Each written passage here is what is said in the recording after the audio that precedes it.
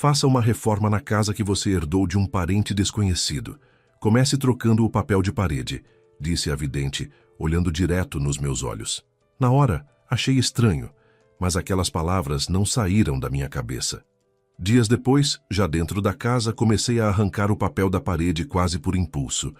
Foi então que uma das camadas se soltou diferente, e algo caiu no chão. Meu coração disparou. Naquele instante, lembrei exatamente do que ela disse. Examine tudo com atenção. Minhas mãos começaram a tremer. Aquilo não era coincidência, e quando me abaixei para abrir o que estava escondido ali dentro, fiquei paralisada com o que vi. Sejam muito bem-vindos ao canal.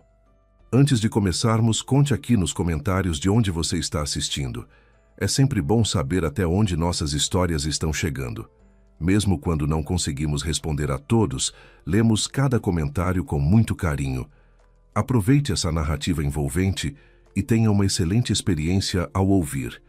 O que é carinho, a pequena Elizabeth, Lisa, descobriu apenas quando completou 5 anos. Naquele verão, Dona Tânia começou a trabalhar no orfanato onde Lisa vivia.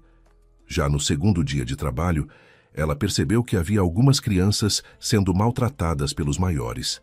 A menor e mais frágil de todas era Lisa. A menina parecia mais nova do que seus 5 anos, estava sempre tensa e assustada. Mesmo quando havia adultos por perto e nada a ameaçava, olhava para as outras crianças com ansiedade, esperando alguma armadilha ou aborrecimento. No seu terceiro dia de trabalho, Dona Tânia estava lavando o corredor e, de canto de olho, viu um menino de uns 8 anos passar correndo ao lado de Lisa e puxar com força o rabinho de cabelo loiro que ela usava no alto da cabeça. A menina levou as mãozinhas à cabeça, olhou com medo e mágoa para o menino que ria, e os olhos se encheram de lágrimas. Dona Tânia facilmente pegou o traquinas quando ele passou correndo por ela, apertou bem a orelha dele com os dedos e o arrastou até Lisa. Solta, tá doendo, tentava se soltar o travesso, mas Dona Tânia nem pensou em soltá-lo. Empurrou o menino até Lisa e disse, peça desculpas. Por quê? Olhou para ela o menino acostumado a ficar impune. Quer que eu te ajude a lembrar? Franziu o senho com severidade Dona Tânia, inclinando-se sobre o valentão. Posso ajudar, mas aí vai doer 10 vezes mais. Então, você lembra sozinho ou precisa de ajuda? O garoto não sabia o que esperar daquela nova cuidadora tão brava, e por isso resolveu não contestar. Virou-se para Lisa e disse, Lisa, me perdoa por ter puxado seu cabelo. E mais? Perguntou com severidade Dona Tânia. Lisa, não vou fazer isso de novo, murmurou o menino, virando-se novamente para a menina. A pressão que apertava a orelha do traquinas afrouxou, e ele se afastou de Dona Tânia, esfregando a orelha machucada e apressando o passo. Ela ainda gritou atrás dele. Tenho 100 olhos e sempre vejo tudo. Não esqueça disso. Depois, Dona Tânia se aproximou de Lisa, ajeitou com cuidado o rabinho e o vestidinho, olhou com carinho para os olhos assustados da menina e disse em voz baixa, nunca deixe ninguém te machucar. Se puder revidar, revide, e se não puder, recorra sempre às educadoras. Elas vão punir quem te fizer mal. Lisa nunca reclamava e nunca brigava. Ela não sabia fazer nenhuma das duas coisas. Quando a chamavam de nomes feios ou a maltratavam, simplesmente se enfiava em algum cantinho e chorava baixinho, tentando ser invisível e imperceptível para todos. E foi só quando Dona Tânia chegou ao orfanato que Lisa sentiu entrar em sua vida algo que nunca havia conhecido antes. Algo bom e muito aconchegante. Depois do incidente com o rabinho, a menina esperava Dona Tânia todos os dias, mas nunca se aproximava por conta própria. Escondida atrás de um sofá no corredor ou atrás de uma porta, a pequena observava de longe a mulher de avental azul lavando o chão. Assim que Dona Tânia notava Lisa, sempre ia até a menina ou a chamava com um gesto. A pequena se aproximava com cautela, e a sorridente Dona Tânia, com o jeito de um verdadeiro mágico, tirava do fundo do bolso do avental ora um bombom, ora um biscoitinho, ora um sonho pequeno de goiabada. Lisa Nunca havia comido sonhos tão gostosos. Ela os devorava rapidinho e pensava que conseguiria comer uma montanha deles. Certa vez essa oportunidade se apresentou. Depois do trabalho, Dona Tânia se aproximou de Lisa e perguntou com um sorriso: "Quer sonhos?" A menina acenou com a cabeça em silêncio, olhando curiosa para o bolso de Dona Tânia, mas esta apenas riu ao perceber o olhar da pequena e explicou que a diretora do orfanato havia permitido que Lisa fosse passar o fim de semana em sua casa. Que lá a menina encontraria uma tigela enorme de sonhos que Dona Tânia havia preparado naquela manhã, especialmente para a sua pequena visitante. Lisa tinha uma ideia muito vaga do que significava visitar alguém. Nunca ninguém a havia convidado para sua casa, mas ela confiava plenamente em Dona Tânia e por isso aceitou com alegria. A casa de Dona Tânia ficava a 2 passos do orfanato. Havia 3 meses, ela havia chegado com o marido e a filha de 20 anos, Camila, vinda da capital onde haviam vivido por muitos anos. Foram obrigados a isso porque o marido de Dona Tânia, após um acidente grave no trabalho, precisava de cuidados especiais. Havia ficado com deficiência e não podia mais trabalhar. Ele era natural daquela cidade do interior, onde tinha uma casa sólida que havia herdado. E foi assim que a família veio morar ali, definitivamente. Era nessa família que a pequena Lisa, de 5 anos, ia visitar. Assim que cruzou a soleira da porta, foi logo recebida por uma moça bonita e sorridente, Camila, a filha de Dona Tânia. "Oi, Lisa", sorriu a bela. "Meu pai e eu estamos te esperando. Vem, vou te apresentar a ele e depois a gente janta." O dono da casa, seu Beto, marido de Dona Tânia, pediu à menina que o chamasse de Vovô Beto. "E como é o seu nome?" lhes perguntou o homem, dirigindo-se devagar para a cozinha e apoiando-se pesadamente na bengala, embora aparentasse ter a mesma idade que a esposa, uns 50 anos. "Me chamo Lisa", respondeu timidamente a menina. "E sobrenome você tem, Lisa?" perguntou ele com um sorriso. "Tenho", ganhou coragem a menina e disse de uma vez: "Sou Silva, Elizabeth Silva." O homem acenou com a cabeça em aprovação. "Muito bem. É importante saber o próprio sobrenome. Quando crescer, quem sabe encontra algum parente." Dona Tânia olhou reprovadora para o marido, pediu que não tocasse mais no assunto dos parentes e explicou a ele e à filha Camila que a menina nunca poderia encontrar sua família, porque a mãe dela havia chegado à maternidade sem documentos, se identificado com um nome falso e a abandonado no 2º dia após o parto, saindo sorrateiramente do hospital. Ninguém sabia quem era essa mulher. A menina foi sentada à mesa e todos começaram a servi-la ao mesmo tempo com tudo o que estava nela. Dona Tânia olhava para Lisa e não cabia em si de felicidade. Tinha medo de que a visita ficasse envergonhada, acanhada, mas desde os primeiros minutos ali, a menina olhava para tudo com os olhos arregalados, tão interessada em tudo que Dona Tânia ficou encantada. Lisa não se parecia nada com aquela menina assustada que era no orfanato. A atenção carinhosa de todos os membros da família a desinibiu. Dona Tânia ouviu pela primeira vez seu riso alto e cristalino. Lisa fazia perguntas sem parar e não parava de se espantar com as respostas. Aprendeu tantas coisas novas durante aquele jantar. Os grandes olhos castanhos emoldurados por cílios escuros e espessos olhavam para Camila e para seus pais com tanto deslumbramento que Dona Tânia decidiu que aproveitaria toda a oportunidade para levar a menina consigo nos fins de semana. Simplesmente porque ali a pequena se comportava como uma criança normal, numa família amorosa, enquanto no orfanato parecia mais um bichinho assustado, com medo de tudo no mundo. Depois do jantar gostoso, Camila anunciou a Lisa que elas iriam passear. A moça ajudou a menina a colocar o casaquinho, depois a virou para si, a abraçou e disse baixinho com um sorriso: "Você é muito boa, Lizinha. Minha mãe te ama muito, e eu também te amo."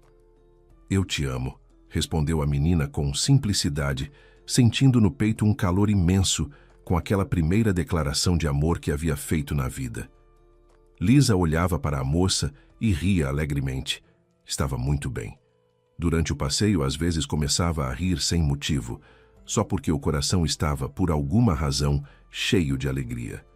Olhava para as crianças que passeavam com mamães, papais e vovós e entendia que ela era igual a elas. Na manhã seguinte, Camila sentou a pequena visitante ao seu lado no sofá e começou a ler para ela um livrinho infantil com figuras coloridas. Lisa adorava livros, e a moça ocorreu a ideia de ensinar a pequena a ler. Afinal, o orfanato tinha uma boa biblioteca com muitos livros, onde dava para sentar em silêncio e ler algo interessante. No outono, quando Camila foi para a capital onde cursava a faculdade, a pequena Lisa já conseguia ler livros sozinha. Se passariam cerca de 10 anos até que ela percebesse que aprender a ler tão cedo a havia salvado de muitas adversidades. O tempo foi passando, as crianças no orfanato foram crescendo e, de repente, por volta dos 15 anos, Lisa começou a desabrochar. Se antes sua única característica marcante eram os belos olhos castanhos, emoldurados por cílios escuros e espessos, na adolescência tudo nela mudou de uma vez. A pele clara ficou suave e luminosa. Do minúsculo rabinho restavam apenas lembranças e fotografias. Agora sua cabeça era uma cabeleira de cabelos loiros e espessos que ela trançava em 2 tranças ou prendia num lindo rabo volumoso. Não era mais a menor da turma. Havia crescido e ficado esbelta, embora continuasse muito delicada. Sua beleza discreta, sua postura altiva, seu sorriso encantador e sua voz suave e baixa faziam as pessoas pousarem o olhar nessa jovem bela e tímida. Isso sempre a envergonhava muito. Mas ela se sentia livre e à vontade apenas com a família de Dona Tânia, enquanto entre as paredes do orfanato continuava sendo aquele bichinho solitário e assustado que sempre tentava passar despercebido. O que mais a constrangia nessa fase era a atenção intensa dos colegas e dos rapazes mais velhos. Os garotos começaram a olhar para ela de outro jeito. Não puxavam mais suas tranças, mas queriam conquistar sua atenção e aprovação. Tamanha atenção despertava ressentimento e irritação nas outras meninas, que se esmeravam em feri-la de todo jeito possível. Lisa nunca aprendeu a revidar nem a reclamar. Não chorava mais, até porque os meninos não a machucavam fisicamente como antes. E quando as meninas invejosas a maltratavam com palavras, ela simplesmente ia para a biblioteca do orfanato e lia tudo o que caía em suas mãos. Tinha uma memória excelente e, aos 15 anos, sabia muito mais do que era ensinado na escola. Mas por mais que buscasse nos livros a resposta para por que não tinha amigos nem família, não conseguia encontrá-la. A resposta para parte dessa pergunta veio de Camila, que já havia terminado a faculdade, se casado e raramente visitava os pais. Numa de suas visitas, disse que Lisa sempre teria dificuldades em fazer amigas porque era muito bonita e diferente das outras. Se eu não te conhecesse, disse Camila a Lisa naquela ocasião, eu pensaria que você vem de uma família de intelectuais, até de gente fina. Há em você algo especial, muito raro, que não existe nas outras pessoas. Geralmente, isso se transmite pela linhagem, mas como você não conhece seus parentes, dificilmente é isso. Embora, quem sabe? Depois dessas palavras, Lisa ficou muito tempo se olhando no espelho, mas não encontrou nada que a distinguisse das outras meninas. Não se achava bonita, pensando que uma menina bonita não seria chamada pelos apelidos ofensivos que ouvia com bastante frequência. Por causa da pele clara e dos cabelos loiros, a chamavam de fantasminha. Havia outros apelidos feios também, mas esse grudou nela de vez. Mais 3 anos se passaram. O Natal se aproximava. Dona Tânia decidiu que no verão seguinte se aposentaria. Já tinha 60 anos, era hora de descansar. Além disso, Lisa sairia do orfanato naquele verão para ir à capital cursar a faculdade. Durante todos esses anos, Dona Tânia continuou cuidando de sua protegida. Em junho do ano seguinte, Lisa completaria 18 anos. Estava terminando o ensino médio e esperava ter apenas 2 bons no boletim, sendo o resto ótimo. Planejava prestar vestibular para se tornar professora de informática. Aquele Natal seria o último feriado em que Lisa estaria convidada para a casa de Dona Tânia. Já acertei com a diretora, avisou Dona Tânia a Lisa na véspera. Venha amanhã por volta das 5, 6 da tarde. Me ajuda um pouquinho na cozinha. Nos anos que haviam se passado, Lisa nunca conseguiu se tornar amiga de ninguém no orfanato. Nunca brigava com ninguém, mas sempre se sentia de alguma forma desinteressante, inútil para todos, por isso tinha vergonha e se afastava de todos. Já a família de Dona Tânia havia se tornado para ela genuinamente sua. Lisa sabia com certeza que lá a amavam de verdade e valorizava muito aquelas pessoas. As considerava as melhores do mundo inteiro. Quando chegou para a ceia de Natal, a casa do casal de idosos estava toda decorada e cheirava a pinheiro. As guirlandas de luz estavam acesas. Bolas brilhantes penduradas no teto projetavam reflexos coloridos por toda a sala. Já bem à noite, chegou uma velha amiga de Dona Tânia, Dona Glória, com o marido. As amigas não se viam há quase 20 anos, e por isso o reencontro foi muito animado, com lágrimas de alegria. O casal foi apresentado a Lisa e logo todos se sentaram à mesa para celebrar. Desde o momento em que conheceu Lisa, Dona Glória não tirava os olhos da jovem. Pelo rosto da mulher idosa, era possível perceber que algo a perturbava muito. Quando Dona Tânia chamou a amiga para ajudá-la a trazer algumas coisas à mesa, Dona Glória perguntou na cozinha: "Sabe, fico olhando para essa menina e tenho a sensação de que já a vi em algum lugar." "Você não pode tê-la visto, Glória", contestou Dona Tânia. "Lisa nunca foi a lugar nenhum. Toda a vida dela é maternidade, abrigo para bebês, orfanato local e só. Bom, talvez umas 5 vezes em todo esse tempo ela tenha ido em excursão com as crianças. Dificilmente você cruzou com ela lá." "Tenho a sensação de que a conheço", disse Dona Glória, esforçando a memória com angústia. Celebraram juntos, trocaram presentes e deram uns mimos a Lisa também. À meia-noite, receberam o Natal com muita alegria. Na manhã seguinte, Dona Tânia preparava o café da manhã para os hóspedes.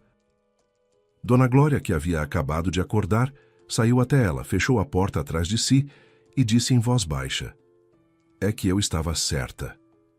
"Sobre o quê?" Olhou para ela sorrindo Dona Tânia. "Sobre o quê, não? Sobre quem?" Abaixando a voz ainda mais, disse Dona Glória: "Sobre Lisa. Eu nunca a vi antes, mas a reconheci. Lembrei de tudo." "Acho que você bebeu pouco ontem à noite", brincou Dona Tânia. "E está falando bobagem. Nunca viu, mas reconheceu. Como assim?" Dona Glória fechou ainda mais a porta da cozinha e se sentou à mesa. "Senta", disse ela seriamente para a amiga. "Escuta o que vou te contar." Dona Tânia jamais poderia ter imaginado que um dia ouviria algo assim. Não era apenas uma história, era parte de um segredo que dizia respeito à sua protegida Lisa. Dona Glória contou que quase 18 anos atrás, ela e o marido haviam se mudado para uma cidade do interior, onde logo conseguiu emprego como parteira numa maternidade, sua especialidade. Que logo no primeiro plantão levou uma advertência severa, pois havia cometido uma falha imperdoável, quase um crime.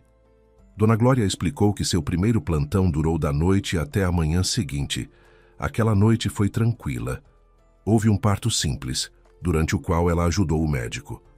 Mais tarde fez uma ronda calma pelas enfermarias e de manhã se preparava para distribuir termômetros e verificar as puérperas. Estava preenchendo os últimos documentos quando uma moça jovem se aproximou e pediu que Dona Glória lhe devolvesse suas roupas. "Não posso", objetou severamente a parteira. "Não tenho nenhuma ordem de que alguém deva deixar a maternidade durante o meu plantão." "Por favor", implorou a jovem, olhando para ela com aqueles enormes olhos castanhos emoldurados por cílios escuros. "Estou bem. Me trouxeram ontem com uma dor aguda, mas já passou." "Que bom", disse Dona Glória. Daqui a algumas horas tem visita médica, e aí com certeza o médico vai te dar alta. Sem a autorização dele não posso te deixar ir. Mas entenda, disse a moça com lágrimas na voz. Eu preciso estar em casa antes de amanhecer. Minha mãe está convicta de que estou em casa, na cama. Cedo ela vai voltar do plantão noturno e vai ver que não estou lá, e minha mãe tem o coração doente. Ela pode simplesmente morrer. Dona Glória interrogou a bela moça à exaustão, e ela confessou que na noite anterior havia passado muito mal, com muita dor de barriga. Ela mesma chamou a ambulância. O médico do socorro, por alguma razão, achou que era problema ginecológico e a trouxe para a ginecologia. Como lá não havia vagas, a levaram direto para o andar das parturientes. Se minha mãe descobrir que estive numa maternidade, ela não vai sobreviver, disse a bela, enxugando as lágrimas. Minha mãe é tão imaginativa, vai logo pensar em algo ruim e ela não pode se estressar. Me solta. Dona Glória não poderia imaginar que aquela paciente jovem e bonita, de olhos luminosos e enormes, estava lhe mentindo. Decidiu que a saúde da mãe era mais importante do que uma repreensão do médico-chefe por entregar a roupa da paciente sem autorização. Dona Glória levou rapidamente a moça até o depósito, onde ficavam os armários com os pertences pessoais das pacientes, e entregou um saco com as roupas. A moça se trocou depressa e foi embora. Algumas horas depois, durante a visita médica, descobriu-se que ela era uma parturiente que 2 dias antes, com 1 mês de antecedência do prazo, havia dado à luz uma menina muito frágil e que havia fugido da maternidade deixando a filha recém-nascida para trás. Dona Tânia, que ouvia o relato de Dona Glória, não conseguia entender por que a amiga estava relembrando acontecimentos de quase 20 anos atrás. Estava prestes a perguntar quando Dona Glória explicou por conta própria. Sua Lisa é a cara daquela jovenzinha bonita que fugiu da maternidade. É uma cópia perfeita. A estatura, o corpo, o rosto, aqueles olhões. Dona Tânia se deixou cair numa cadeira. Era a primeira vez que ouvia algum detalhe sobre a vida de Lisa e de sua mãe. Me conta tudo o que você sabe sobre aquela moça, pediu a amiga. Dona Glória contou que, quando o médico entrou na enfermaria, onde estava a moça que havia fugido, encontrou apenas o roupão hospitalar e os chinelos dela, e franziu a testa. Onde está a paciente? Olhou severamente para Dona Glória, o médico. Ela, tropeçando nas palavras, começou a explicar o que havia acontecido.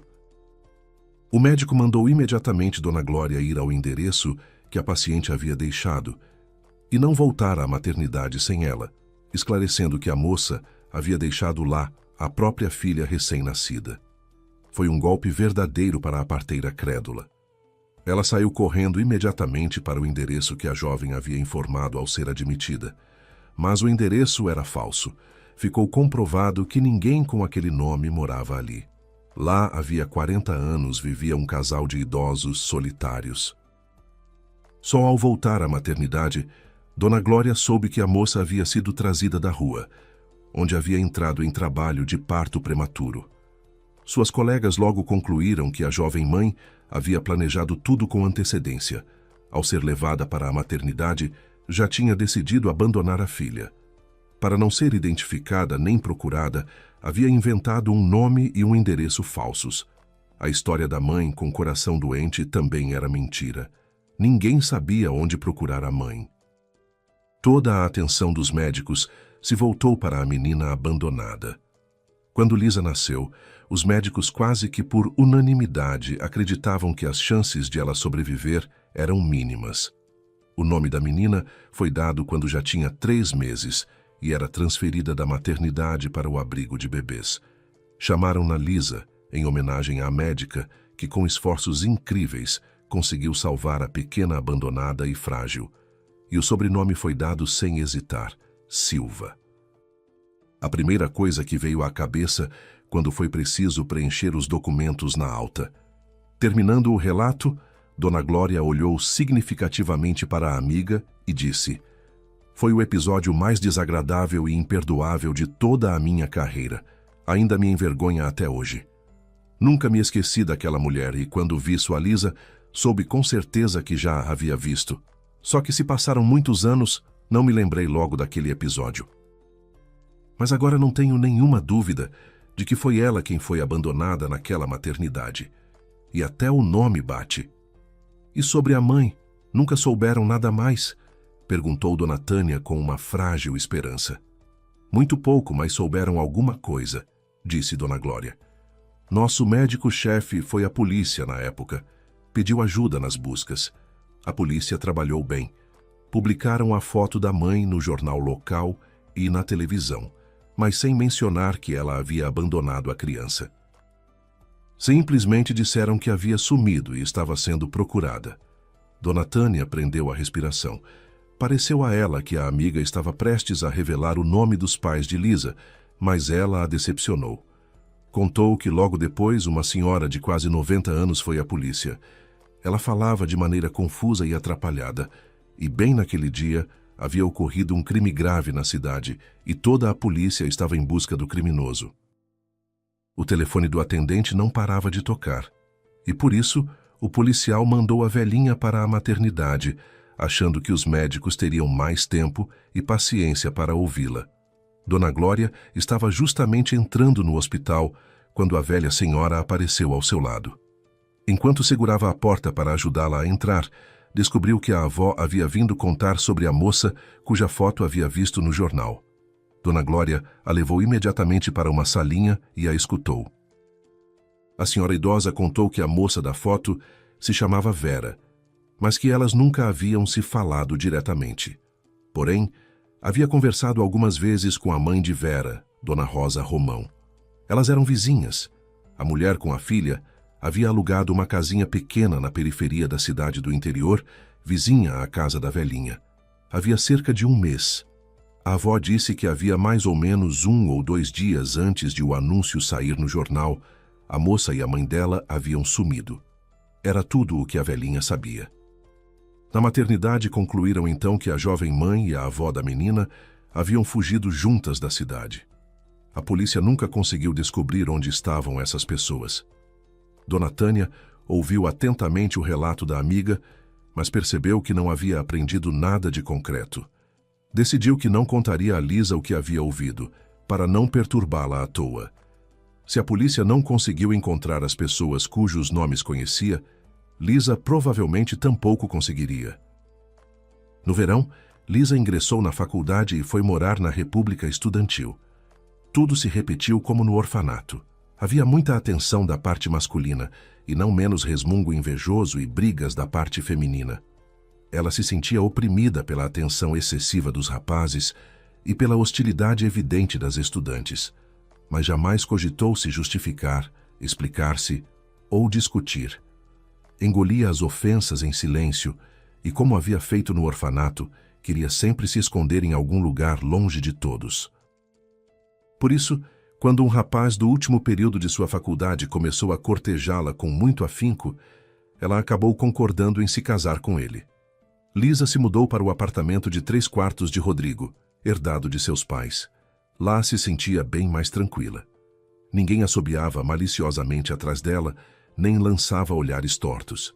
Porém, bem depressa, Lisa percebeu que ela e o marido eram pessoas muito diferentes. Lisa tinha agora 34 anos. Já havia 15 anos que era casada com Rodrigo. A jovem mulher havia mudado pouco desde que deixara o orfanato. O sentimento de solidão e de não ser necessária a ninguém nunca havia desaparecido. Esse sentimento gerava nela medo, insegurança e decepção consigo mesma. Com o tempo, aprendeu a esconder de todos seus pensamentos, sentimentos e angústias reais. Ela era ela mesma, apenas com a família de Dona Tânia. Mas desde que Dona Tânia e o marido seu Beto haviam falecido, Lisa se sentia desesperadamente sozinha. Ninguém a compreendia, ninguém a apoiava, ninguém a amava de verdade. E embora para quem estava de fora parecesse que as coisas iam bem para ela, Lisa mesma sabia que não era assim. Era uma excelente profissional. Seus alunos conquistavam prêmios em Olimpíadas constantemente. E havia 5 anos havia sido convidada para lecionar informática na faculdade. Parecia que a vida pessoal também havia dado certo. O marido, Rodrigo, de 40 anos, era diretor de uma pequena concessionária de veículos pertencente a uma rede de um conhecido fabricante estrangeiro de automóveis. É verdade que o casal ainda não tinha filhos, mas fora isso, a vida parecia ter dado certo. Terminando a última aula na faculdade, Lisa voltava para casa sem pressa. Chegou sem chamar atenção ao seu edifício, entrou no hall, cumprimentou com um sorriso o porteiro, preparando-se para passar, mas ele a chamou. "Lisa, tenho uma coisa aqui para a senhora", disse o porteiro com um sorriso, girando nas mãos um envelope vermelho. "E o que seria?", perguntou ela. "Um motoboy veio trazer uma carta registrada para a senhora", explicou o homem, estendendo o envelope. "Aí eu assinei o recibo. Tome." Nas mãos de Lisa havia um envelope grosso e bonito. Pelo endereço do remetente, entendeu que havia sido enviado de um cartório.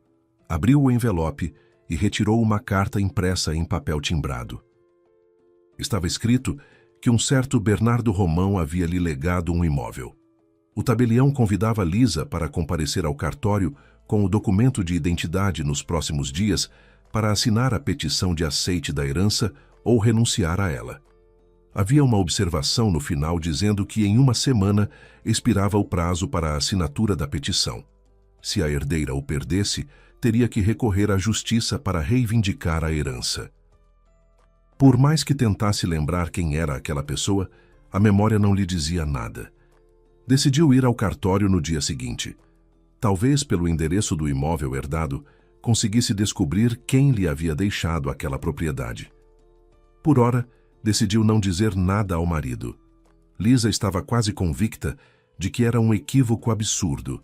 Afinal, não tinha parentes nem amigos próximos que pudessem lhe deixar algo em herança. À noite, Rodrigo chegou do trabalho. Tomou banho e foi à cozinha onde a esposa preparava o jantar. "Que cansativo hoje", queixou-se o homem com desânimo.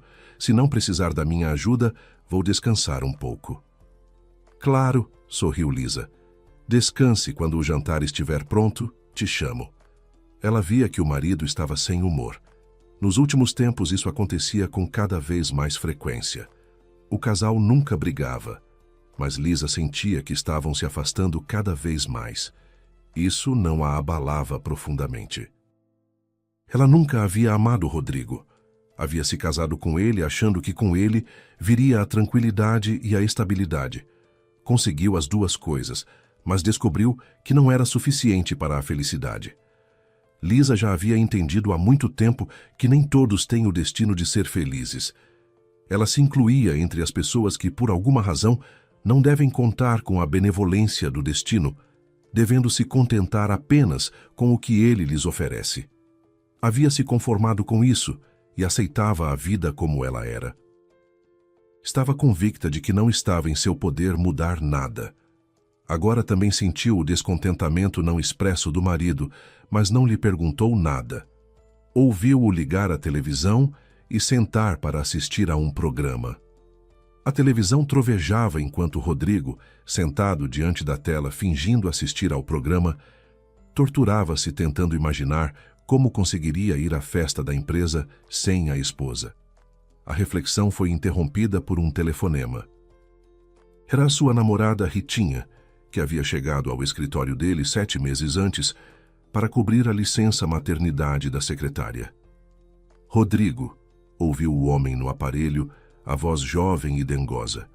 "Fui hoje à loja escolher um vestido para a festa da empresa e a vendedora me disse que o ideal seria eu saber como você vai estar vestido. É para a gente combinar no visual. O que você vai usar?" O homem aumentou o volume da televisão. Foi para a varanda, fechou a porta atrás de si e respondeu à amante. "Ritinha, não precisava ligar. Vou de smoking preto e camisa branca. Você sabe que toda a diretoria sempre se veste assim nas festas." "Ótimo", animou-se Ritinha. "Eu escolhi um vestido longo para a noite. É azul e vai combinar muito com o seu smoking preto." Rodrigo sentiu que começava a se irritar. Não ligava para o que Rita ia vestir. Mas nesses papos inúteis ela estava toda contida. Era capaz de debater com seriedade sobre detalhes completamente sem importância e deixar passar o essencial. Rodrigo sentiu uma vontade de trazer sua leviana amada de volta à realidade. Você está comemorando cedo, Ritinha, disse ele à moça, controlando a irritação. Minha esposa pretende ir à festa e eu ainda não pensei em como dissuadi-la. Ah, é assim, irritou-se a moça. Então saiba que, se você não estiver sozinho, eu também encontro com quem ir. Para não irritar ainda mais a amada e não se irritar também, Rodrigo desligou o telefone e o deixou desligado. Havia uma semana, Rodrigo havia comunicado a Lisa que em breve haveria uma festa na empresa. Lisa nunca ia a eventos desse tipo. O homem estava 100% certo de que a esposa recusaria desta vez também. Mas, para surpresa dele, ela manifestou o desejo de ver com quem seu marido trabalhava e como eles comemoravam. Isso o surpreendeu. Ele tinha planos completamente diferentes para a noite da festa. A presença da esposa arruinaria esses planos. Afinal, se ela fosse, Ritinha não poderia ficar do lado dele a noite toda. No melhor dos casos, conseguiria convidá-la para 2 danças, pois, caso contrário, a esposa suspeitaria de algo. Rodrigo achou que ainda era cedo para comunicar a Lisa que o divórcio era uma questão de tempo. Entendia perfeitamente que Lisa lhe conferia uma imagem positiva, inteligente, bonita, refinada, dona de modos requintados. Quando aparecia com ela em sociedade, os olhares dos presentes inevitavelmente se voltavam para eles. Os homens se aproximavam para apertar a mão de Rodrigo, mas ele sabia muito bem que todos queriam trocar algumas palavras com sua esposa inteligente, fazer-lhe um elogio, expressar admiração. Isso o lisonjeava e às vezes o ajudava a resolver certas questões de trabalho. Bastava, na presença da esposa, mencionar algum problema simples a alguém da direção para que este fosse resolvido imediatamente. Rodrigo sabia que sua esposa possuía um charme incrível, que fazia os homens atenderem prontamente a todos os seus pedidos e desejos, ou aos pedidos do marido. O problema é que a própria Lisa não percebia isso. E quando Rodrigo tentava explicar que ela possuía possibilidades que outras mulheres só podiam sonhar, Lisa discordava e ficava irritada. Ela tinha uma opinião muito baixa de si mesma, resquício da infância. Rodrigo entendia que Ritinha não chegava nem perto de Lisa, que havia se revelado uma pessoa de refinamento natural, embora na prática fosse uma pobre criança abandonada e criada num orfanato. Mas Ritinha ria de forma tão contagiante, era tão espontânea, amava tanto Rodrigo e o admirava tanto, sua inteligência, suas possibilidades, sua generosidade. A esposa, ao contrário de Rita, não tinha uma opinião tão elevada sobre suas capacidades e sua singularidade. Isso irritava Rodrigo. Ele achava que Lisa o subestimava. Ela repetia constantemente ao marido que uma pessoa, especialmente um gestor, precisa se desenvolver continuamente, aprender, conhecer coisas novas. Mas a Rodrigo isso não interessava em nada. Ele havia largado a informática logo após a faculdade, porque nessa área tudo muda rapidamente e é difícil acompanhar os novos conhecimentos. No dia seguinte, no intervalo entre as aulas, Lisa foi ao cartório, onde soube que havia herdado uma casa grande, embora muito velha e de madeira, numa propriedade histórica no interior do estado. Quando perguntou ao tabelião quem havia lhe deixado a casa, ele respondeu: "Vai receber sua cópia do testamento agora, está tudo escrito lá." Mas, pelo que entendi, o imóvel foi deixado a você por um parente consanguíneo que tem certeza de que você não sabe de sua existência. Pode ser, admitiu Lisa, espantada. É que sou criada de orfanato e não conheço nenhuma pessoa da minha família. O tabelião olhou com curiosidade e compaixão para a jovem mulher e de repente propôs: "Quer que eu entre em contato com o tabelião daquela região? Tenho um conhecido lá. Vou tentar descobrir alguma coisa sobre seus parentes com a ajuda deles." Lisa olhou para o homem com muita dúvida e respondeu com um sorriso melancólico: "Vale a pena. Se a pessoa que me deixou a herança sabia que eu era sua parente, mas nunca apareceu na minha vida, Isso quer dizer que eu não era necessária à minha família. Não vale a pena incomodar meus parentes agora, se eles existem. Já me acostumei a estar completamente sozinha no mundo. Depois de breve reflexão, disse que não estava pronta para assinar imediatamente a petição de aceite da herança. Decidiu consultar o marido, prometeu que voltaria ao cartório no dia seguinte e comunicaria sua decisão.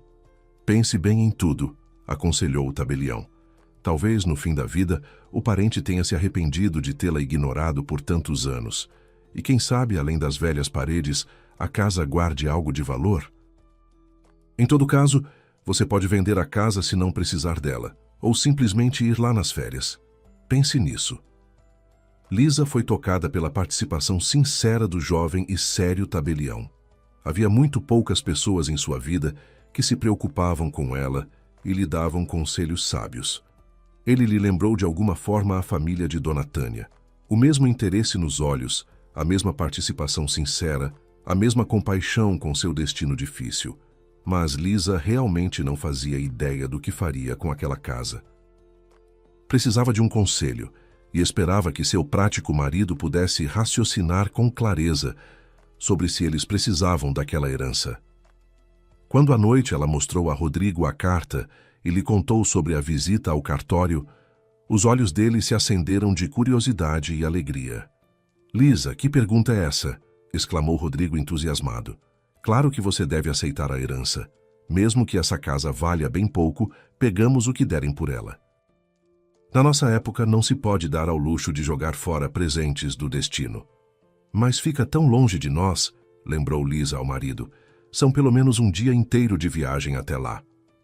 "Não há nada de grave", tranquilizou-a o marido. "Você vai ao cartório amanhã mesmo e assina a petição. E em uma semana já terá o documento em mãos provando que é dona da casa. Precisa ir lá logo porque senão a molecada local vai achar que a casa está abandonada e vai invadir, destruir tudo até os alicerces." Após uma conversa breve, Rodrigo convenceu definitivamente Lisa de que era preciso o quanto antes aceitar a herança e ir conhecer os vizinhos, ver que casa o velhinho havia deixado. Lisa decidiu que assim faria. No trabalho, havia acumulado mais de 2 semanas de dias de folga. Esse tempo seria mais do que suficiente para resolver todas as formalidades no cartório e visitar a propriedade. Em algum lugar lá no fundo do coração, um pensamento se movia. Talvez lá ela descobrisse algo não apenas sobre o velhinho que lhe havia deixado a casa, mas também sobre sua mãe e seu pai. Queria muito isso e tinha muito medo. E se eles dissessem abertamente que ela havia sido uma criança indesejada e que agora tampouco se importavam com ela? Rodrigo, por sua vez, vibrava. Não precisou inventar nada para dissuadir Lisa de participar da festa da empresa. Bem a tempo, a esposa receberia os documentos no cartório e poderia ir ao interior. Tudo se resolveu por si só, da melhor forma possível para ele. A esposa estaria longe e Ritinha ficaria satisfeita. A velha casa do interior não interessava a Rodrigo em nada. Tinha certeza de que era uma ruína antiga, na qual seria preciso investir tanto para colocar em ordem que era melhor nem começar reforma nenhuma. Tudo o que precisava era que a esposa não estivesse na festa da empresa. Alguns dias depois, Lisa pediu folga no trabalho, pegou os documentos do cartório e embarcou numa viagem longa até o interior. De lá, precisaria pegar outro ônibus ou táxi até a cidade do interior onde a aguardava a herança. Rodrigo se despediu carinhosamente da esposa. Faltavam ainda 3 dias para a festa da empresa. O homem ficou feliz com a forma como tudo havia se encaixado para ele. A esposa estaria fora, portanto, poderia passar o tempo com Ritinha. Já havia planejado o programa de atividades conjuntas. Decidiu que convidaria Ritinha para sua casa antes mesmo da festa. Depois a levaria a bons restaurantes algumas vezes. Enfim, descansaria com ela de coração. Rita não era Lisa, que frequentemente fazia perguntas inconvenientes e esperava do marido conquistas extraordinárias, dizendo que ele era capaz de mais. Ritinha estava completamente satisfeita com Rodrigo do jeito que era. A única expectativa dela era que ele satisfizesse todos os seus caprichos e desejos. E como esses caprichos custavam 1/3 de cada salário mensal de Rodrigo, ele estava satisfeito com tudo. Enquanto Rodrigo se entregava relaxado aos sonhos, Lisa viajava. Na manhã seguinte, após uma longa viagem, chegou ao terminal rodoviário, de onde pegaria condução para a cidade do interior de Romãozinho, onde a esperava a herança. Lisa estava sentada num banco no terminal rodoviário e escutava com atenção os anúncios, com medo de perder quando chamassem seu ônibus. À sua frente, num banco igual, estava sentada uma senhora idosa corpulenta que lhe lembrou Dona Tânia. Sem perceber, mergulhou na lembrança de Dona Tânia, a pessoa mais bondosa que havia encontrado em sua vida. Aos poucos, os pensamentos saltaram para o marido. Ela havia visto como Rodrigo ficara feliz quando se preparava para ir ao interior. Lisa entendia que o que o alegrava não era tanto a herança, mas o fato de que por alguns dias ele se tornaria completamente livre. Só que não conseguia entender para que o marido queria liberdade. Afinal, ela nunca o havia restringido em nada. Um pensamento traiçoeiro se insinuou. Será que Rodrigo estava escondendo algo dela? Algo que ela não devia de jeito nenhum saber. Mas Lisa afastou com determinação esses pensamentos. Decidiu que todo ser humano tem direito a um segredo e Rodrigo também. A única coisa que não queria era que o marido tivesse uma amante.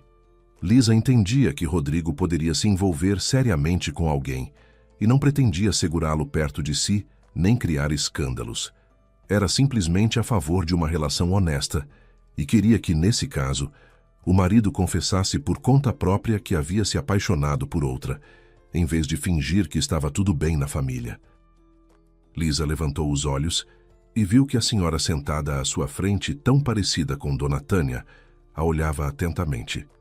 Desviou o olhar e, de repente, ouviu sua voz.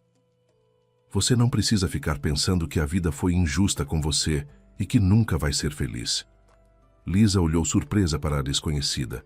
Como ela poderia saber o que estava pensando? E ela disse de repente, quer que eu lhe diga o que te espera no futuro? Lisa sorriu e acenou com a cabeça.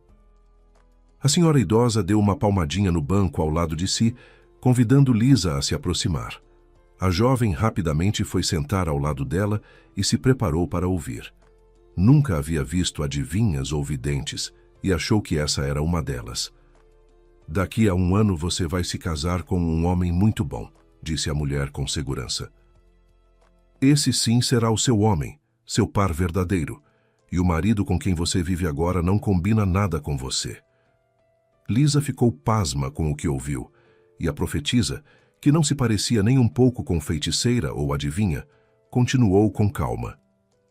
Você vai ter 2 filhinhos bons, e depois... Aqui a senhora idosa fez uma pausa e disse, não vou contar que felicidade te espera mais adiante, mas guarda bem o que você precisa fazer agora. Quando chegar na sua casa, faça uma reforma. Comece pelos papéis de parede. Só que não tenha pressa em jogar fora o que você encontrar na velha casa. Examine tudo com atenção.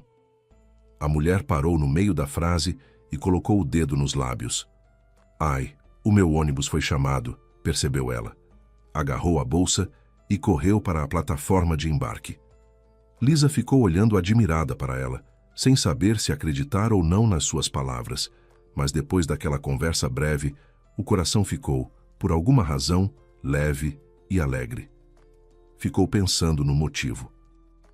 Se era porque a mulher havia lhe predito coisas agradáveis, ou se era porque teve a impressão de ter conversado com a própria Dona Tânia. Mas, de qualquer forma, procurou guardar tudo o que a vidente lhe dissera, embora as palavras sobre os papéis de parede a tivessem surpreendido. O que de interessante poderia ser encontrado numa velha casa abandonada durante uma reforma. E Lisa começou a se surpreender logo que o ônibus a levou até a cidade do interior de Romãozinho. Já na chegada ficou claro que era um lugar bastante grande para o interior. Em torno das casas sólidas havia muito espaço, jardins, hortas grandes, ruas mais largas do que o habitual para uma cidade daquele porte. Notou também 2 construções marcantes, as torres altas e fechadas de uma igrejinha e um casarão de 2 andares em madeira, com uma varanda toda trabalhada em entalhe. Pensou que precisaria entrar na igrejinha para acender velas e que, quando tivesse tempo, passaria até o casarão para contemplar melhor aquela construção incrível. Quando o ônibus parou, junto com Lisa desceram algumas pessoas. Ela logo perguntou o endereço de sua casa às pessoas ao redor, e elas apontaram justamente para aquele grande casarão com a varanda entalhada que havia lhe chamado tanto a atenção. Logo estava diante da cerca daquela casa. Ao vê-la, saíram de um portão vizinho um casal de idosos que se dirigiram até Lisa. "A senhora não seria Elizabeth?" perguntou o velhinho, semicerrando os olhos com dificuldade de enxergar. "Sou sim, como o senhor adivinhou?" surpreendeu-se a jovem. "O Bernardo nos avisou que você viria", disse o velhinho, e a velhinha explicou. "É o antigo dono, Deus o tenha. Ele, antes de morrer, nos disse que havia deixado a casa para você. Disse que você devia guardá-la, não vender. Que é seu ninho familiar." Lisa esboçou um sorriso amargo. "Seu Bernardo foi longe demais", disse ela com ressentimento. "Não tenho parente, família, ninho familiar nenhum. Sou órfã." "Não fique com raiva dele", pediu com pena a velhinha. "A senhora não sabe o quanto ele sofreu. Ele e sua avó procuraram a senhora até os últimos dias, mas a senhora tinha sumido como se tivesse caído n'água. A avó morreu há uns 10 anos e o Bernardo se foi faz uns meses. Foi justamente quando a encontrou. Imediatamente fez o testamento em nome dela, e depois disso já começou a definhar. Em 2 meses o homem foi embora. E que homem robusto ele era. Um gigante." Lisa entendeu que aqueles velhinhos podiam contar muita coisa interessante sobre sua família, mas estava muito cansada da viagem. E ainda precisava se instalar e ver a casa. Disse que naquele dia estaria ocupada, mas que no dia seguinte, se os velhinhos pudessem lhe dar um tempinho, ficaria feliz em escutá-los. Os vizinhos foram sem pressa para casa. Lisa abriu o portão, se aproximou da casa e começou a observá-la com admiração. Era uma bela construção de 2 andares em madeira. Sobre o segundo andar se erguia uma varanda ampla toda trabalhada em entalhe. Era uma casa incrivelmente bonita, quase de conto de fadas. Por dentro tudo era igualmente bonito e incomum. Havia a sensação de que a casa era habitada. Mas Lisa sentiu imediatamente que não conseguiria passar a noite ali. Não era nada supersticiosa, mas parecia a ela que entre as paredes daquela casa se sentia com bastante clareza a presença do velhinho que a havia deixado em herança. Algo pesado e opressivo ela percebia naquela casa espaçosa, bonita e clara com suas grandes janelas. Decidiu que agora faria um tour pela casa e depois pediria pousada para os bondosos vizinhos. Foi o que fez. Após algumas horas percorrendo todos os cômodos e dependências da casa e examinando tudo com atenção, bateu à porta dos vizinhos. Estes a receberam com hospitalidade, dizendo que a casa deles era grande e haveria lugar para dormir para todos. E ao chá da tarde, a conversa recaiu sobre o próprio Bernardo, que havia deixado a casa para Lisa. O velhinho vizinho, que pediu para ser chamado de vovô Neco, começou seu relato de longe. Contou à convidada que a cidade do interior de Romãozinho havia surgido há quase 2 séculos. Seu nome veio de um barão Romão, que havia sido gravemente ferido numa batalha e veio ali se recuperar. Naquele tempo, havia umas poucas casas de lavradores no local, mas o jovem barão se apaixonou pela filha de um fazendeiro das redondezas e resolveu se casar. Em 1 ano, construiu para sua futura família aquele casarão, o mesmo que agora pertencia a Lisa. Depois que o casarão ficou pronto, o jovem barão mandou construir também uma igreja, e depois a cidade começou a crescer rapidamente.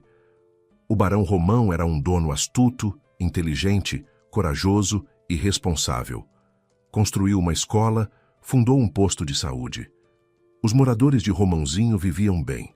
Quase todos tinham uma boa propriedade, e os mais pobres trabalhavam na fazenda do barão.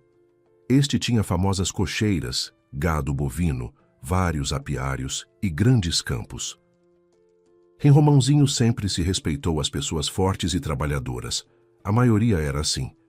E os preguiçosos e bêbados eram tão mal vistos que não ficavam por muito tempo. As guerras e os tempos difíceis, os moradores de Romãozinho sobreviveram a tudo. E por mais difícil que fosse, ninguém nunca traiu os descendentes daquele barão Romão. Foi por isso que o casarão se preservou, porque sempre houve pessoas morando nele. Pela tradição estabelecida, na casa sempre ficava a família do filho mais velho. Os outros filhos podiam se mudar para onde quisessem. O filho mais velho cuidava dos pais e preservava o ninho familiar. Nas grandes festas, todos os descendentes dos Romão se reuniam. Com frequência chegavam 60, 80 pessoas ao mesmo tempo, entre hóspedes e moradores da casa. Todos eles amavam muito aquele lugar e o consideravam lar, embora alguns tivessem estado lá apenas algumas vezes na vida. Mas todos sabiam que lá seriam sempre bem-vindos, sempre receberiam e seriam ajudados. Em resumo, concluiu o vovô Neco, essa família sempre foi um exemplo para toda a cidade, de como se deve viver e como se deve tratar uns aos outros, especialmente os parentes. Pelo ar malicioso do velho, Lisa entendeu que ele havia chegado finalmente à época que mais lhe interessava. Estava ansiosa para ouvir sobre quem lhe havia deixado a casa. Seu avô, Bernardo Romão, nasceu 78 anos atrás, e quando completou 38 anos, essa casa passou aos seus cuidados. Seus pais na época já não eram jovens, estavam doentes. Foi aí que ele se tornou o chefe da casa. O vizinho contou que o avô de Lisa era um conhecido criador de cavalos e de cães de caça. Tinha relações com artistas e atores famosos, com altos funcionários. Com frequência, alguns deles eram hóspedes em sua propriedade. E, em geral, a família era muito interessante, culta, inteligente. A esposa, Dona Rosa, era médica de profissão, mas passou toda a vida na cidade do interior, nunca trabalhou formalmente, porém tratava os moradores e nunca cobrava deles. O vovô Neco também contou que o casal tinha uma filha, Vera, uma jovem bonita, de cabelos loiros e olhos castanhos enormes. Ela foi para a capital e ingressou, assim como a mãe, na faculdade de medicina. Mas sua beleza lhe pregou uma peça cruel. Vera ficou tonta com tantos admiradores que apareceram. Havia de tudo: estudantes, rapazes da balada e até homens maduros e sérios com quem se cruzava no transporte ou em restaurantes, dos quais ela se revelou uma grande apreciadora. Bernardo e a esposa ficaram muito preocupados com a filha naquela época, disse o vovô Neco. Nunca havia tido mulheres levanas na família dos Romão. Tinham muito medo de que a filha se perdesse. E apenas 3 meses depois de ela ingressar na faculdade, a levaram de volta para casa. E na primavera ficou evidente que dali a alguns meses Vera teria um filho. Bernardo ficou furioso. Naquela época todos levaram a filha e a mãe. O marido culpava a esposa por não ter vigiado a filha, por não tê-la ensinado modéstia e discernimento. Afinal, Vera nem sabia sequer de quem havia engravidado. Espera, interrompeu o vovô Neco Lisa. Algo não fecha. O senhor diz que a família dos Romão sempre foi tão correta, unida, culta. Como aconteceu que não explicaram a Vera coisas tão básicas, a ponto de ela nem saber quem era o pai da criança? É justamente isso que o Bernardo mesmo repetia, admitiu o vovô Neco. E quando tentávamos consolá-lo dizendo que na vida acontece de tudo, ele nos repetia: não, esse não é o caso. Aqui é mais correto dizer que em toda a família há uma ovelha negra. Ele pensava muito mal da filha e não conseguia nem olhar para ela. O vovô cansou de contar, e quem tomou a palavra foi sua esposa, que havia ficado em silêncio até então, a avó Catarina.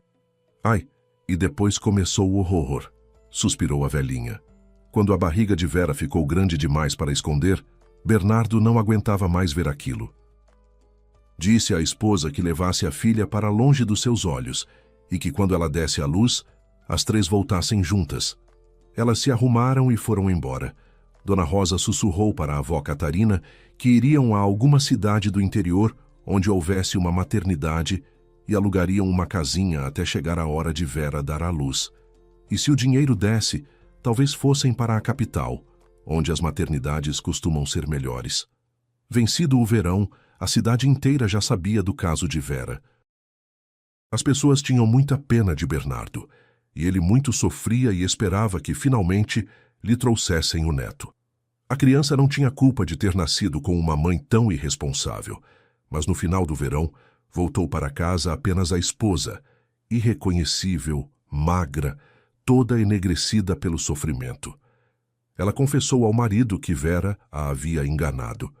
Certo dia saiu para passear e simplesmente sumiu. No terceiro dia, lhe trouxeram um bilhete.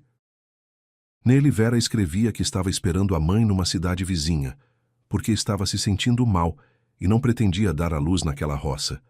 Escreveu o endereço do apartamento onde estava hospedada. A mãe saiu correndo e foi até a cidade vizinha. Mas Vera já não estava mais grávida. Dona Rosa ficou muito tempo convencendo a filha a confessar o que havia feito com a criança. Vera ficou calada a princípio, mas depois, vendo o quanto a mãe estava sofrendo, confessou que havia dado à luz e, para se livrar da criança, entregado o bebê a ciganos, embora mais tarde a polícia não encontrasse nenhum rastro deles nas redondezas. A mãe foi correndo à polícia, mas lá não conseguiram ajudá-la. Foi depois disso que voltou para o marido, enquanto Vera não quis voltar com ela e foi para a casa de uma amiga. Agora Lisa sabia quase tudo. Só não sabia onde poderia estar sua mãe agora. Mas isso não importava tanto. Sentia do fundo do coração pena de seus avós, mas da mãe nem um pouco. De jeito nenhum conseguia entender Vera.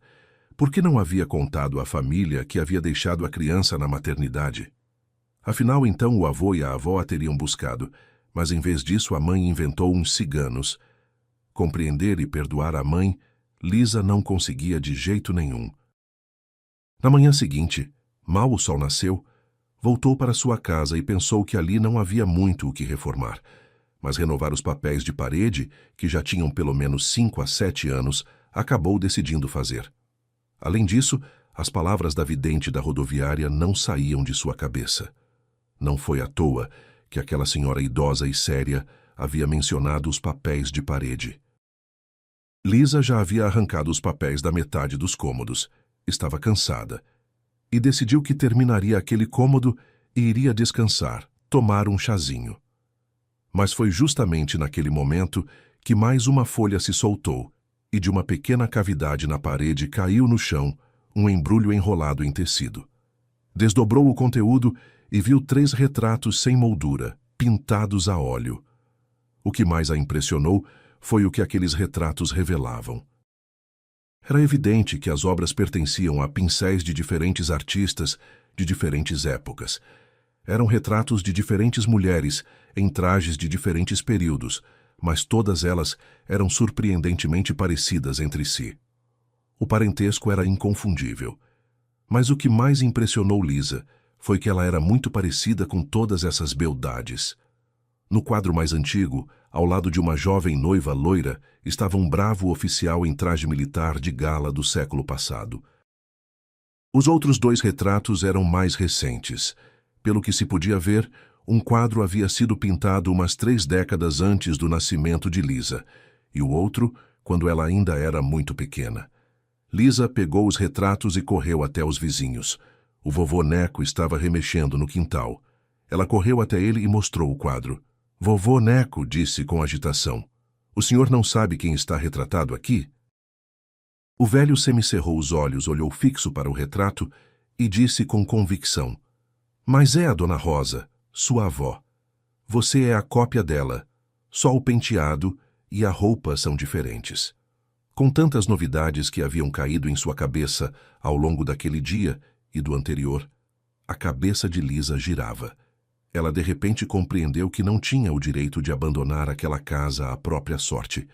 Por mais cruelmente que sua família a tivesse tratado, não pagaria na mesma moeda. Tomou a decisão de voltar para casa, pedir demissão e retornar à cidade do interior. Queria resolver de vez as questões do passado e pensar em como viver dali em diante. Naquela mesma noite, com o último ônibus, partiu para a rodoviária e na tarde do dia seguinte chegou em casa, levando os quadros para mostrar a especialistas. Já era tarde. Lisa entrou rapidamente no prédio e se deparou com o olhar surpreso do porteiro. Este ficou tão confuso que nem respondeu ao seu cumprimento. Subiu rápido para casa, abriu a porta com sua chave e imediatamente entendeu por que o porteiro a havia olhado assim aturdido. Rodrigo não estava só em casa. Da sala vinha uma voz feminina alegre. A moça pedia ao marido de Lisa que trouxesse espumante gelado, porque ela precisava se refrescar um pouco. Logo depois, Rodrigo saiu do cômodo. Lisa sorriu de lado e foi para a cozinha. Ele entrou atrás dela.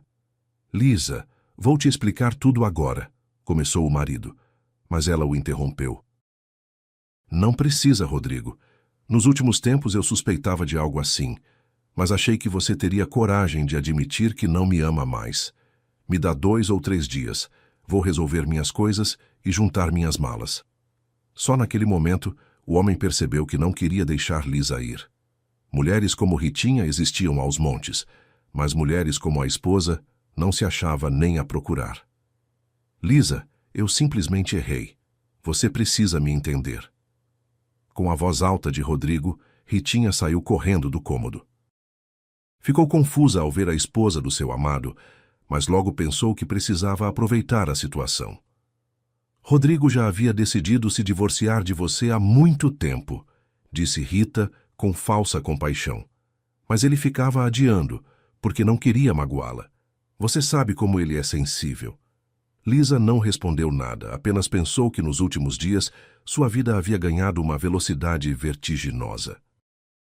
Os acontecimentos se desenvolviam segundo um roteiro imprevisível, e ela tinha muita vontade de saber o que a aguardava dali em diante. No dia seguinte, cedo pela manhã, começou a resolver a questão do pedido de demissão. Depois levou os quadros que havia trazido do interior a um estabelecimento especializado. Não pretendia vendê-los, mas queria ouvir a opinião de especialistas e, ao mesmo tempo, planejava encomendar molduras para poder pendurar os quadros nas paredes da casa. Ela já se aproximava do estabelecimento, localizado no centro da cidade, quando alguém a chamou pelo nome. Virando-se, viu o tabelião, aquele mesmo que havia tratado de seu processo de herança e lhe oferecera ajuda para buscar informações sobre os parentes. "Eu achei que a senhora estivesse agora conhecendo o interior e reformando a casa", sorriu o homem. Lisa o via em pé pela primeira vez. Nas ocasiões anteriores, eles se haviam encontrado 3 vezes, mas ele estava sempre no gabinete, sentado atrás de sua mesa. Agora o viu direito. O tabelião Marcelo era alto, atlético, de ombros largos, como aquele bravo oficial em traje militar de gala do quadro do velho artista, no qual estava retratado com sua distante parente. Lisa não pôde deixar de pensar que aquela dama e ela tinham o mesmo gosto quando se tratava de beleza masculina. Se tivesse que escolher um homem, escolheria o tabelião. Esses pensamentos a constrangeram. Havia visto Marcelo algumas vezes na vida e sempre rapidamente. Quando havia ele conseguido lhe agradar? Lisa não estava pronta para admitir para si mesma que ele lhe havia agradado desde os primeiros minutos de conhecimento. Um rosto simples, um tanto rude, um olhar firme, frases diretas. Mas quando Marcelo soube um pouco mais sobre o triste destino da pequena Lisa, algo nele pareceu se virar, se agitar, e isso só acontece quando as pessoas se compreendem e se sentem bem. Lisa contou que estava indo ao estabelecimento avaliar os quadros. Marcelo pediu para acompanhá-la. Ainda tinha meia hora de intervalo para o almoço. Do estabelecimento eles saíram perplexos. O avaliador propôs imediatamente uma quantia enorme pelo quadro da noiva com o oficial, mas ambos entendiam perfeitamente que os avaliadores sempre rebaixam bastante o preço e que, na verdade, a tela valia muito mais do que o valor oferecido. "Eu nem planejo vender os quadros", admitiu Lisa. "Esperava que talvez me contassem mais sobre a época em que foram feitos ou sobre o artista." "Bom, não tem problema. Eu gosto desses quadros." "Vou pendurar na casa." "Então você decidiu se instalar lá?" Surpreendeu-se Marcelo. Lisa não percebeu quando lhe contou sobre os acontecimentos dos últimos dias, sobre a avó e o avô, sobre o marido infiel, sobre o desejo de viver no ninho familiar e a esperança de que um dia alguém de sua família fosse até lá. Afinal, os vizinhos disseram que sua família era grande e muito unida. "Tenho inveja de você", disse Marcelo após ouvir a história. "Eu não tenho mais nenhum parente. Tenho muitos amigos, mas família nenhuma. Tenho que ficar dias e dias no trabalho para não enlouquecer de solidão em casa." "Então venha me visitar", convidou Lisa. "Acontece que minha casa é uma antiga propriedade que um dia pertenceu a uma família de barões." 3 semanas depois, Marcelo cumpriu a promessa e foi. Lisa estava justamente começando a colocar os papéis de parede. Ele entrou na empreitada e, na tarde do mesmo dia, quase todos os papéis estavam colados. Só faltava colar no corredor e em 2 depósitos grandes. Marcelo havia chegado para ficar apenas 3 dias, mas gostou tanto da cidade do interior que não queria ir embora. Partiu com muita dificuldade. E só ao chegar em casa, percebeu que não estava com vontade de sair dali, mas sim de sair da presença de Lisa. Ela era tão extraordinária, tão delicada, refinada, inteligente e leve. Era exatamente essa a mulher com que havia sonhado a vida toda. Marcelo não queria parecer intrometido ou leviano para Lisa, por isso logo depois tirou férias e foi até ela com o pretexto de que estava muito cansado, pois havia 2 anos que não descansava, e pediu para ficar 1 mês em sua grande casa. Durante aquele mês, eles se conheceram muito bem. Lisa contou a Marcelo sobre a vidente que havia predito que ela em breve encontraria seu homem. "Parece que", acrescentou com hesitação, "eu já encontrei esse homem. E esse homem é você." Meio ano depois, o casal se casou. Antes disso, Marcelo fechou seu cartório e, por vontade própria, deixou a profissão. Amigos e conhecidos o dissuadiram como puderam, pois ele tinha um trabalho tão respeitado e lucrativo. Mas Marcelo era irredutível, e com os filhos a vidente errou. Em 3 anos, Lisa deu à luz 3 crianças. Primeiro um filho, e quando ele completou 2 anos, vieram ao mundo 2 irmãzinhas gêmeas. A essa altura, Lisa já havia conhecido 6 de seus parentes, que haviam vindo visitar o seu ninho familiar.